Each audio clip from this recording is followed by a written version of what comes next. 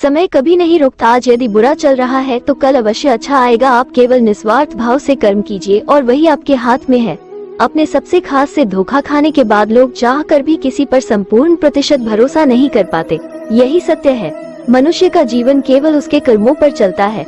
जिसको जैसा कर्म होता है वैसा उसका जीवन होता है। मौन सबसे अच्छा उत्तर है किसी ऐसे व्यक्ति के लिए जो आपके शब्दों को महत्व नहीं देता।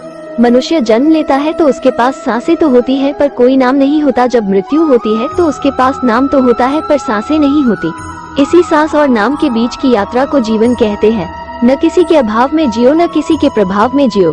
ये जिंदगी है आपकी, अपने स्वभाव में जियो। बुरा वक्त आपको जिंदगी के उन सच से सामना करवाता है जिनका आपने अपने अच्छे वक्त में कभी ख्याल भी नहीं किया होता है। जीवन को भगवान से जोड़ दो, सब भगवान पर छोड़ दो। शांत रहना सही है पर जब गलत हो तब नहीं। खुशियाँ मन की एक स्थिति है, बाहरी दुनिया से इसका कोई लेना देना नहीं है। जीवन न कल में है न आज में है, जीवन इस पल में है। इस पल का अनुभव ही जीवन है। हम दुनिया से कभी शांति नहीं पा सकते जब तक हम खुद अंदर से शांत न हो। समय कभी नहीं रुकत। आज यदि बुरा चल रहा है तो कल अवश्य अच्छा आएगा। आप केवल निस्वार्थ भाव से कर्म कीजिए और वही आपके हाथ में है। अपने सबसे खास से धोखा खाने के बाद लोग चाहकर भी किसी पर संपूर्ण प्रतिशत भरोसा नहीं कर पाते। यही सत्य है। मनुष्य का जीवन केवल उसके कर्मों पर चलता है। जैसा कर्म होता है वैसा उसका जीवन होता है। मौन सबसे अच्छा उत्तर है किसी ऐसे व्यक्ति के लिए जो आपके शब्दों को महत्व नहीं देता। मनुष्य जन्म लेता है तो उसके पास सांसें तो होती हैं पर कोई नाम नहीं होता। जब मृत्यु होती है तो उसके पास नाम तो होता है पर सांसें नहीं होती।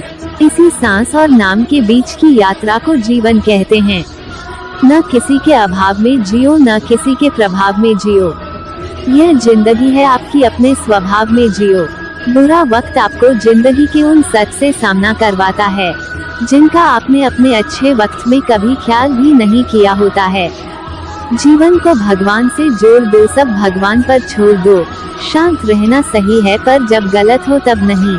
खुशियाँ मन की एक स्थिति है, बाहरी दुनिया से इसका कोई लेना देना नहीं है। जीवन न कल में है न आज में है, जीवन इस पल में है। इस पल का अनुभव ही जीवन है। हम दुनिया से कभी शांति नहीं पा सकते जब तक हम खुद अंदर से शांत ना हो। मनुष्य अपने विश्वास से निर्मित होता है। इसका अर्थ यह है कि हम मनुष्य जो भी सोचते हैं अधिकांश समय में हम वही काम करते हैं। हम यदि किसी चीज पर विश्वास कर ले तो हमें वहाँ काम करने से कोई नहीं रोक सकता है। भगवान श्री कृष्ण जी ने गीता उपदेश में कहा है कि मनुष्य को केवल कर्म पर ही अपने ध्यान को केंद्रित रखना चाहिए, न कि कर्म से प्राप्त होने वाले फल की लालसा या लोभ रखना चाहिए। यह लोग मनुष्य को उसके कर्म से मन और ध्यान दोनों ही भंग कर देते हैं तथा मनुष्य को केवल और केवल असफलता प्राप्त होता है। यदि असफल होने से बचाना है तो सिर्फ कर्म करो। फल देना श्री कृष्ण के हाथ में है। फल की अभिलाषा छोड़कर कर्म करने वाला पुरुष ही अपने जीवन को सफल बनाता है। फल की अभिलाषा छोड़कर कर्म करने वाला पुरुष ही अपने जीवन को सफल बनाता है। वह जो सभी इच्छाएं त्याग देता है और मैं और मेरा की लालसा और भावना से मुक्त हो जाता है, उसे शांति प्राप्त होती है।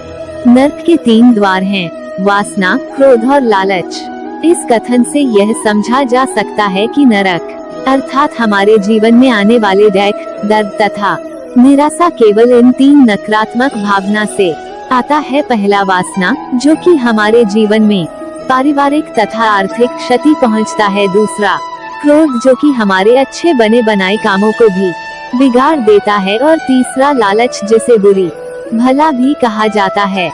सदैव संदेह करने वाले व्यक्ति के लिए प्रसन्नता न इस लोक में है न ही कहीं और। जब वे अपने कार्य में आनंद खोज लेते हैं तब वे पूर्णता प्राप्त करते हैं। व्यक्ति जो चाहे बन सकता है यदि वो विश्वास के साथ इच्छित वस्तु पर लगातार चिंतन करे। मोह में फंसकर अधर्म का प्रतिकार न करने के कारण ही महाभारत जैसे युद्ध से महान जन धन की हानि हुई। आनंद में कभी वचन मत दो, मतलब जब हम ज्यादा खुश होते हैं तो उस समय हमें किसी काम को करने के लिए कसम नहीं खाना चाहिए, क्योंकि आनंद हमारे सोचने की शक्ति को भ्रष्ट कर देता है और यही कसम बाद में हमारे गले की फांस बन जाता है। हम अपने ही कसम में फंस जाते हैं। जो मन को नियंत्रित नहीं करते उनके लिए वह शत्रु के समान कार्य करता है।